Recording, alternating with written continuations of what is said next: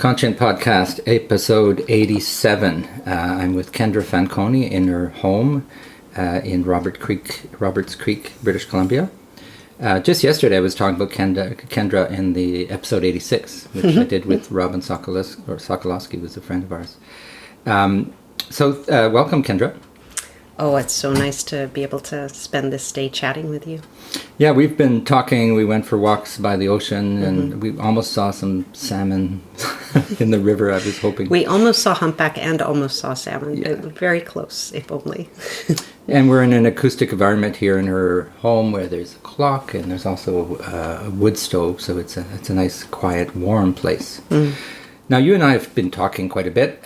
We did an interview remotely, because we had to during COVID, and now we're here in person. So it's a follow-up to that a conversation, because there's a few things that I would like to talk to you more about and have audit listeners know about. But then there's also just ongoing conversations. We've been chatting just now about a whole bunch of things, including grief and this article by Ben Okri. So why don't we just start by those who don't know you, just give a quick intro and maybe talk about to follow up from the previous conversation, the work you're doing with the Only Animal and the Artist Brigade, because that's a very concrete project that we talked about last time, and it wasn't quite as advanced as it is now. So right, okay.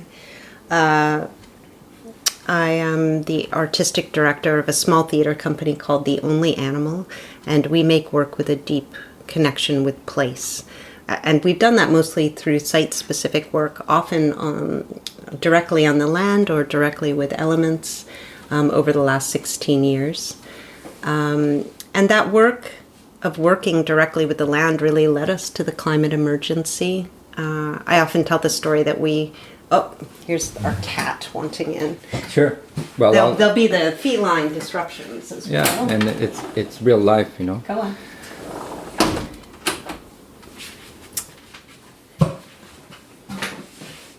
I often tell the story that we made our show Nix, which was a theater of snow and ice in the warmest winter in 126 years, and it was this struggle to keep our theater from melting. And that really led us to the climate emergency, that it was happening right then. And if we loved the world and we loved our work in the world, that addressing the climate crisis would become part of our work. And that was actually a pretty joyous meeting, not to keep those concerns for what was happening to the world separate from what we were doing. So along the way, we've made our work, often in partnership with environmental organizations, to try to touch specific issues or places that we care about, to bring audiences and make them fall in love with the natural world. And then eventually it led us to form the Artist Brigade, which brings arts and artists to the front lines of the climate movement. And last year we prototyped what are the ways to bring artists who care about climate but don't necessarily know what they can do. How do you bring them into the work? So we tried a whole bunch of experiments. And then at the beginning of this summer, we put out a call for artists. We raised money to bring 100 artists into the cohort of the Artist Brigade for this year. We got, 230 applications and read their statements and their concerns and their lived experience. And then we chose our cohort. In September, we met for 2 days and we did a sort of intensive. It was at UBC Botanical Gardens, so it was all outside. Because of the pandemic, it was probably the first time that any of us had been in a group that large. So it was kind of amazing to be in a crowd of people who cared and that we had so much in common with. And so we spent 2 days in this intensive, and we were really looking at climate literacy, but also the role of the artist and different perspectives on that role. So Indigenous perspectives through Lisa Cook Ravensbergen's work, Tasha Faye Evans' work, Willemia Sparrow's work, a sort of activist and scientist lens through Sherry Yano's work. David Maggs, who I know you've interviewed, was there and with all of his great work on the role of the artist. Tara Moreau, who works at UBC Botanical Gardens as an educator, with her perspective. And so our idea was to sort of orient through all of these perspectives into approaches to the work.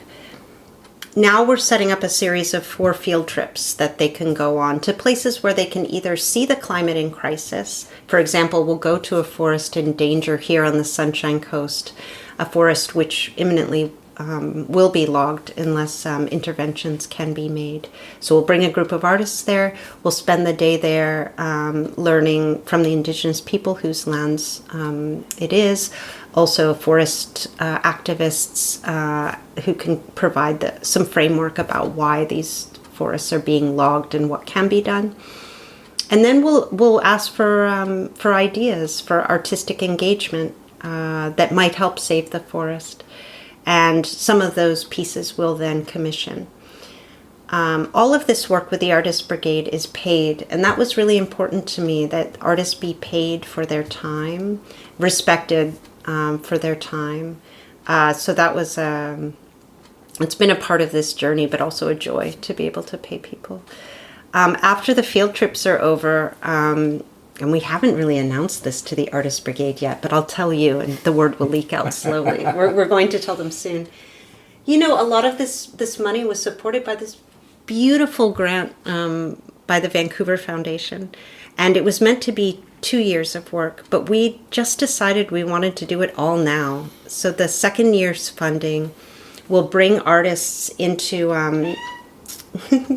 Pepper wants to go outside again. Go on, sweetheart. Just to smell the air to make sure there are no coyotes.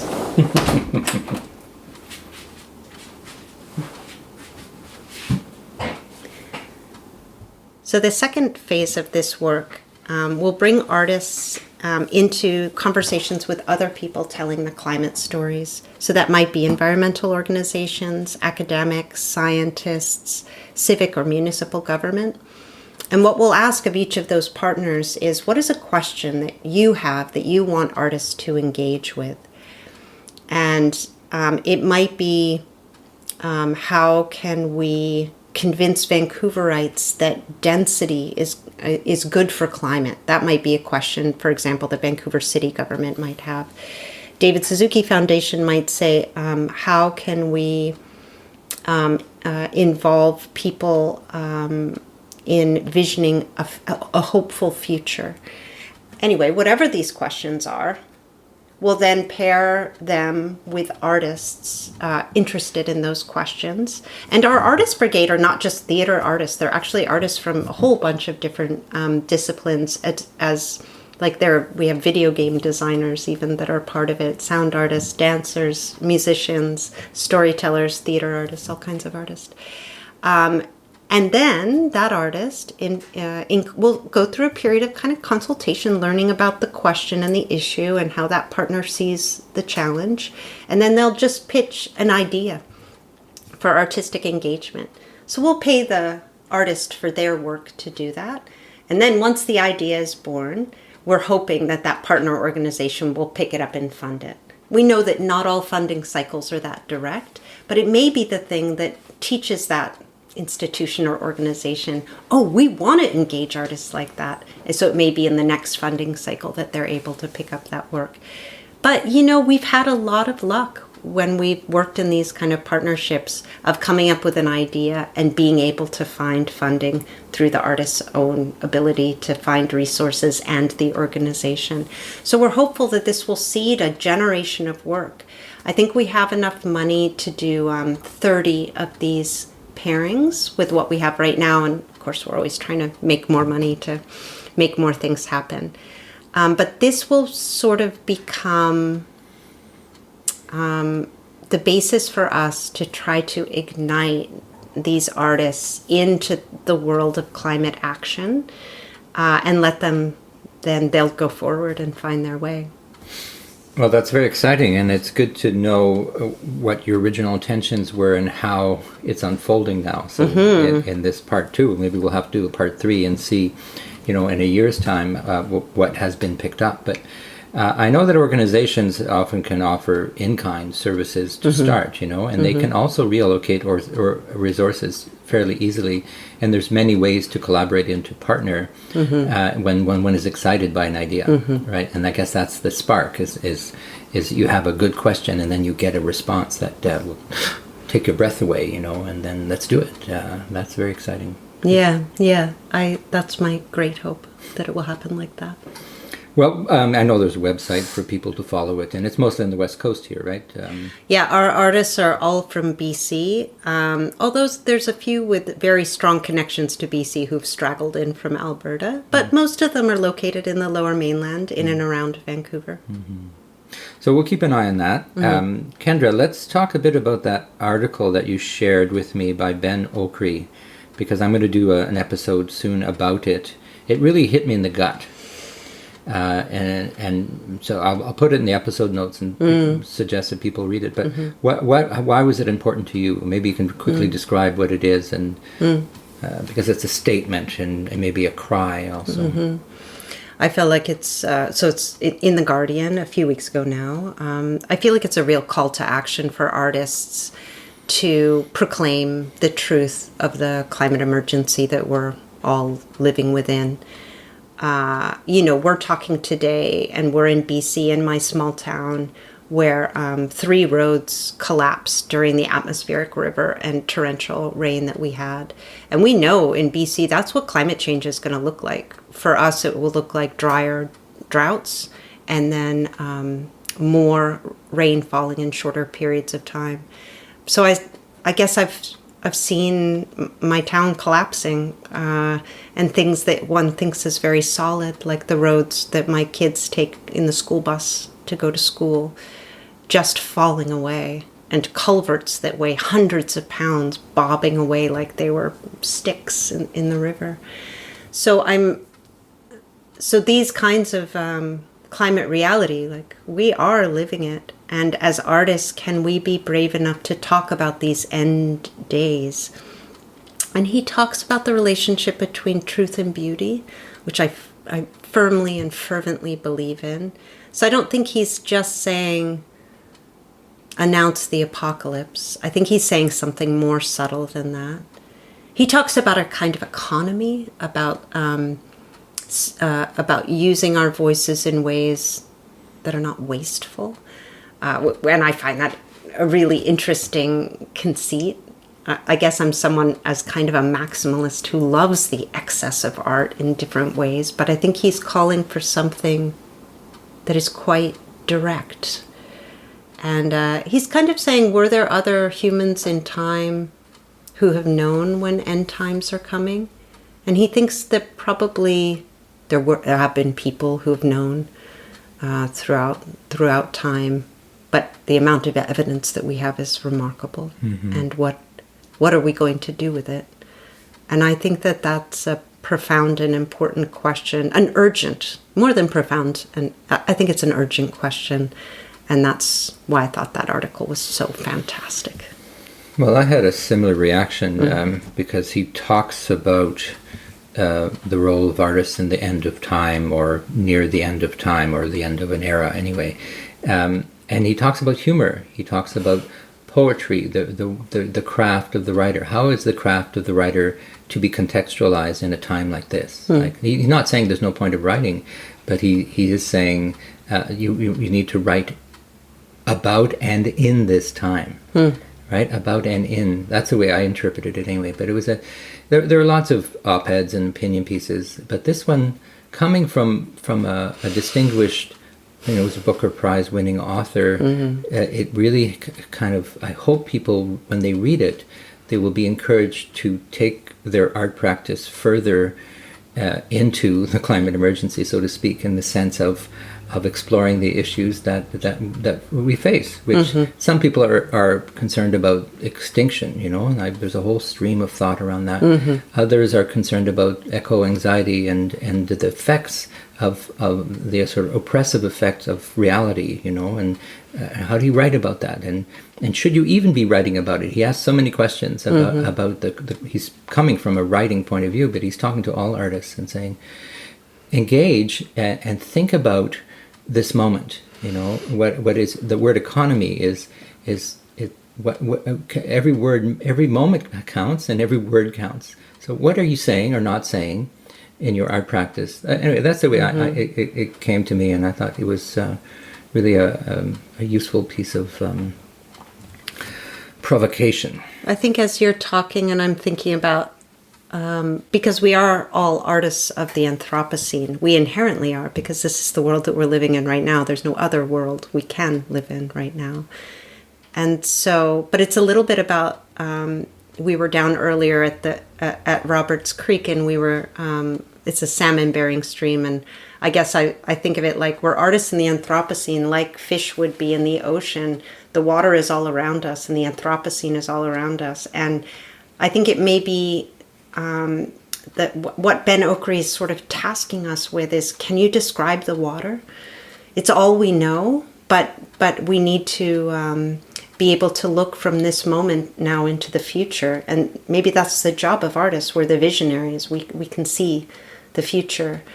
And we can envision it in different ways. And I think he speaks to that too at the end of the article, about saying part of why we need to talk about the times we're in now is in relationship to a future, whatever that future looks like. And I do spend a lot of time trying to negotiate my belief in the future. I'm just listening to that clock in your kitchen here. I'm with Kendra, and it's lovely to take the time to have a conversation that also includes silence, because in my practice there's a lot of silence, right? And silence is never silence, because there's always things going on. We just don't necessarily notice them. But your fridge here stopped rumbling a few minutes ago, and so it's a lot quieter now. And these things that we notice inform the way that we interact with the world, right? There's infinite amount of detail to be discovered. Anyway, what about your recent thoughts on art and environmental issues? Like, what do you want to do next, or what are the ideas that you find stimulating? I guess I've been thinking a lot about art practice as ecological restoration in and of itself, not just pointing to it or talking about it, not just tallying up our carbon budget that we're spending and then buying carbon credits with it, but what does it mean to actually create work that gives back to the earth? And I had this it was actually an acting teacher years and years ago who said to me, the only thing that we have to give to the earth, or that you, Kendra, will ever give to the earth, is your body when you die as nutrients. And I was so struck by that, I think because I was young and activisty and wanted to change the world, to think that the physical properties of my body were all I actually had to give. But I think that there are, as artists, in ways that we can imagine and envision our practice, ways to create the restoration of the earth. And I think of the work of Jason DeCaires Taylor, and maybe I'll give you a link to put in the show notes. But he does this beautiful work where he does underwater sculptures that are made in such a way that they will become coral reefs. And the sculptures themselves are full of pathos. And then the work that they actually become coral reefs, which of course we need because that ecosystem is in distress with warming oceans. He does them in places where coral reefs are, where tourism is hurting the coral reefs that are there through overvisitation and the impacts of that human traffic. So he actually further protects those coral reefs by driving people to come see what he's doing, which are in a much less vulnerable state because they're much younger. So it has these sort of circles of influence. The sculptures themselves, when they're taken over by sea stars and these different growing components of the coral reefs, it's just a beautiful sort of metaphor of what a world, what an ecozoic era might look like, where we're really combined. We're no longer the protagonist in the story of the world, but we share that lead role with other creatures who we can't necessarily understand a starfish's experience. But shall we open ourselves to wondering about it, and shall we embrace the importance of all creatures? So his work says all that, and I'm very inspired by that, even though I don't see myself probably working in the media of coral reef creation, but it asks that question that I think is so exciting about how can our work do this? Well, I sometimes insert excerpts from previous episodes, as you know, because you listen sometimes to the podcast. And from the UK, an eco artist quoted somebody in our conversation, and basically was saying that our job as living beings is to prepare the way for the continuation of life. And I thought the simplicity of that was really helpful, because that's, I think, what we're trying to do right now. There's really, really big challenges, but it's just to pass on to the next generations and all living beings at some kind of proper handoff, and it's a very dignified thing to do. You say, this is what I could do. These are the seeds that I planted. These are the mistakes that I made. These are... What I have learned to do, and this is my practice, is actually to focus on making space. And this became clear to me when I read Leela, An Inquiry into Morals by Robert Pirsig. Towards the end of the book, he suggests that the most moral act of all is to create the space for life to move onwards. And it was one of those sentences that just rang true with me, and I've held on to that ever since and pursued the making of space, not the filling of it. And the idea of eco-restoration, it seems very natural to me. Like it's like, why wouldn't we do that? Why wouldn't we protect and like you just showed me your beautiful garden, and the way it's nurtured and it comes back, and then there's invasive species, and you say, well, not here, not now, that kind of thing. And there's I think it will become the language of art. I was just saying yesterday in this episode 86, I'm doing an episode a day here. It's a bit intense, but I wanted to do some in person, although the one yesterday was remote. But we were talking about art practices, and I'm losing my train of thought here. I've lost my train of thought. Oh, I have to jump in then quickly with a story from Alana Mitchell, because years ago I met Alana Mitchell at Banff, and of course she's a great environmental writer, and she made the show Seasick about the health of the oceans, which she toured to festivals for a while. And I said to her, Alana, you know so much about the climate crisis. Like, how do you bear it? And she said, well, I know that life will go on. Life, that powerful force, that's what reminded me of the quote and the artist that you mentioned. She said, it may look like jellyfish and lichen, but that seed of life itself that reaches both down into the earth and up for the sun, life will go on. And that all that I'm doing is helping in the way that I can for more life to go on. And I have been comforted by that over the years, thinking about that view, that central conceit and belief just in the force of life. Well, before we end, you were talking before about ecological grief or grieving. Could you tell me a bit more? You mentioned somebody that you've had an experience with, because it's a difficult topic, in part because people aren't aware that they're suffering from ecological anxiety, which is different from ecological grief, though it's related. And in particular around ecological anxiety, when you're not aware of it, you say, well, what's wrong with me? Why am I so sad? Why am I so... Well, it's because you're responding to reality. You don't know how to respond to it. So anyway, any thoughts on that are welcome. Well, one of the facilitators who we brought in from Greenhouse is a painter who lives up in Prince George. What is Greenhouse? Oh, Greenhouse.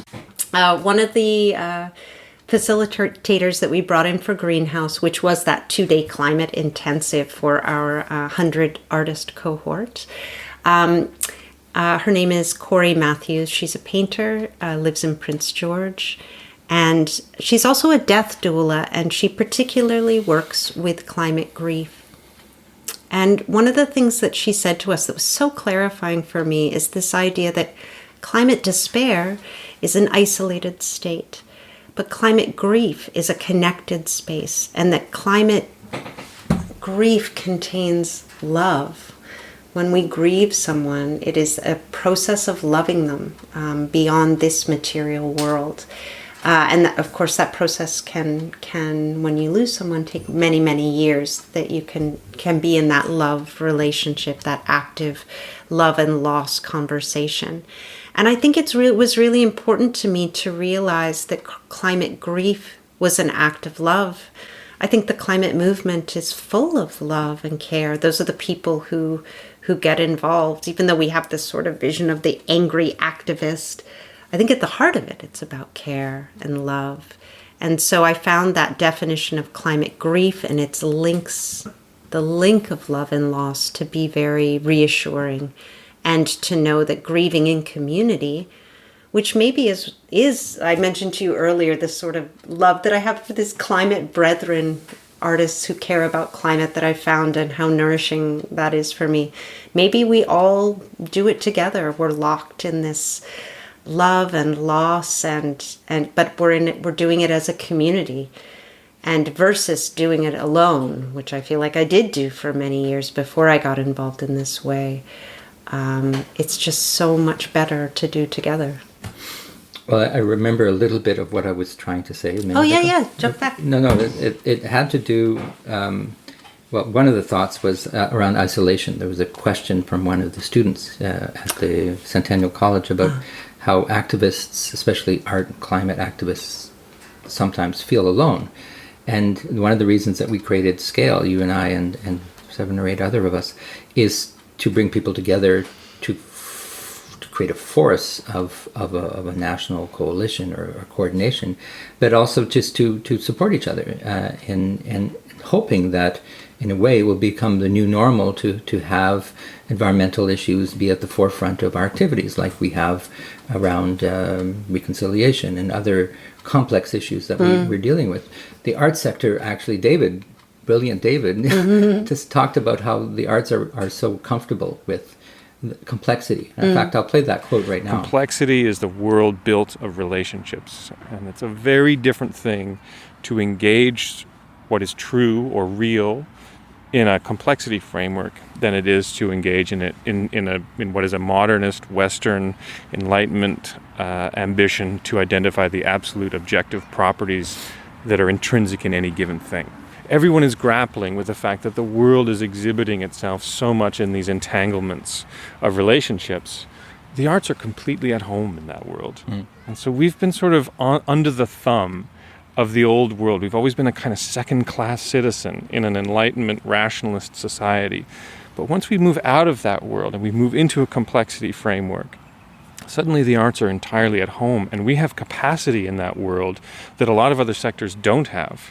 And so what I've been trying to do with this report is really articulate the way in which these different disruptions are putting us in a very different reality. And it's a reality in which we go from being a kind of secondary entertaining class to maybe having a capacity to sit at the heart of a lot of really critical problem-solving challenges. I love that. It was one of my first interviews in Vancouver many months ago when I was here in March. But I love the way he talks about the facility, the ease that arts have with complexity, with complex issues, and that's one of the powers of art, is that not only it talks to your heart and mind at the same time, but it can work its way through issues that seem impossible, that seem inconceivable, and all of a sudden an artist, through a statement, brings light, brings hope, brings an understanding of what is possible. And then, so let's end on the notion of reauthoring the world, right? Because that's pretty ambitious and a bit pretentious too, right? To think about it, like, wow, who do they think they are? Well, I think artists have visions. They have a sense of what the world, maybe even what the world once was and what it can be again, or some new way of living that is possible on this planet. And it makes me very sad to think that the world might not continue, because it won't if we continue the way we are now, because it's totally unsustainable. But what are your thoughts on the vision of reauthoring or reimagining the world, and the role of artists?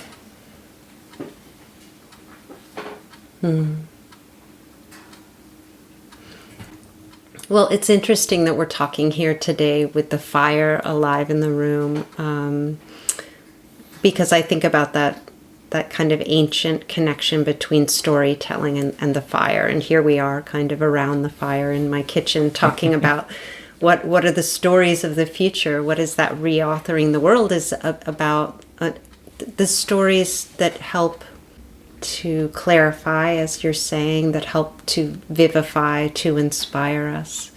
And I do think about stories that center landscapes, I guess, because the relationship with landscape, to me, is maybe like the most treasured relationship that I have. When you arrived and we walked along the creek that runs on my property, I was thinking about the relationship that I have with that creek. Like, if I could marry a creek, I would marry that creek right there. Like, I know that creek so well, and I'm in such strong relation with that creek. And now I don't know if I ever will write that story about marrying that creek, but maybe that's a story that we need to know. That the intimacy, we crave intimacy, and we crave love, and we crave relationship, and to know that it's possible to love our landscape. When I lived in Vancouver years ago, I loved a blackberry bush that I walked by. I would walk by every day on my way home from the bus stop during the season when it was fruiting. And we don't have to live like I do in the wilderness to have a relationship with place. And if those relationships can nourish us, well, that's really different than a sort of consumer model of what a happy life looks like. If we're looking for relationships with place in order to complete us, that feels like a world that could go on. And I'm a human who can do it. Can we as humans do it? Maybe. I would like to believe that. So I think when we're talking about that kind of shifting from a culture of consumerism to a culture of care, we're talking about where to put our hearts. Maybe it's as simple as that, reauthoring the world. Well, I'm actually going to end this episode with an excerpt in French from Anne-Catherine Lebeau, who talks about, I can't remember the exact words, but it was reimagining or reinventing the world. And Pour moi, c'est sûr que ça passe par des plus de collaboration. Puis c'est ça qui est intéressant aussi. Vraiment passer du modèle comme take, make, waste à care, dare, share. Puis pour moi, là-dedans, là, ça dit tellement de choses. Je pense qu'au niveau qu'on doit considérer tout ce qu'on a dans le domaine artistique comme un bien commun dont on doit collectivement prendre soin. Souvent, au début, on parlait en termes de faire le moins de tort possible à l'environnement, ne pas nuire. C'est souvent comme ça qu'on présente le développement durable. Puis en faisant des recherches, beaucoup en m'inspirant, entre autres, de ce qui se fait à la Fondation Ellen MacArthur en Angleterre, en économie circulaire, je me suis rendu compte qu'eux parlent beaucoup plus en termes de comment faire en sorte de nourrir une nouvelle réalité, comment créé de l'art qui soit régénératif, qui nourrisse quelque chose. one of the pleasures I have with this podcast is to talk to people like you who are doing work, like you're actually living the experience of creating art in and around the climate emergency. And I think that's interesting for people to hear because, you know, there aren't that many doing it and the work, and there will be more and more of it, I think, in good work, and we will help each other. But Anne-Catherine is one of those leaders who I really admire because she's on the ground doing recycling sets, you know, and showing people that it's possible to change it's possible to do new things like reuse materials, share materials, circular economy. Those are real things, and they're actually not a new idea, but it's an idea whose time has come. So your idea of eco-restoration, her idea of circular economy, these are the things that we need to embrace. And if artists can be early adopters and make them fun, why can't we have fun doing these things? If you don't have joy in life, what do you have? Friends, love, joy. And so I try to be optimistic in that sense that. Is there a way for us to enjoy this transition, even though it's difficult? It's difficult for many, many people. There's a lot of suffering. How can we be compassionate? How can we help people get through? Not just get through, but get somewhere. Yeah, I feel like the metaphor that David Suzuki Foundation uses about beach thinking gets to that same sort of idea. Maybe I've told you that story in the last podcast. I don't know, beach. So... and we'll end with this story. Okay, we'll end with this story. So this is a very West Coast context, but when you're going, to one of the islands, which a lot of people do in the summer, go out to the islands here, you want to get to the beach, and there may be a 2 sailing wait, and the dog may pee in the car, or the kids spill their soda, or there's fighting, or it's hot. But those things don't make you turn around and go home, because you're going to the beach. You know what it will be like when you get there, and it's all worth it. And when you get home at the end of that trip, you don't tell the story of the inconvenience of the 2 sailing wait. You talk about the beach, because the beach was the main thing. It was why you set out, and it was what you wanted. And what David Suzuki Foundation has said to me in the past is, we don't know what the beach is. What is that world on the other side of the carbon transition? And can artists help us see it? Can they help us know it? Can they help us? Because then everything you have to do to get to the beach, hey, that's no problem, because we know where we're going. Maybe that's that part of David Magg's idea of reauthoring the world, is letting us know more about that destination, and how much the things that we long for are there.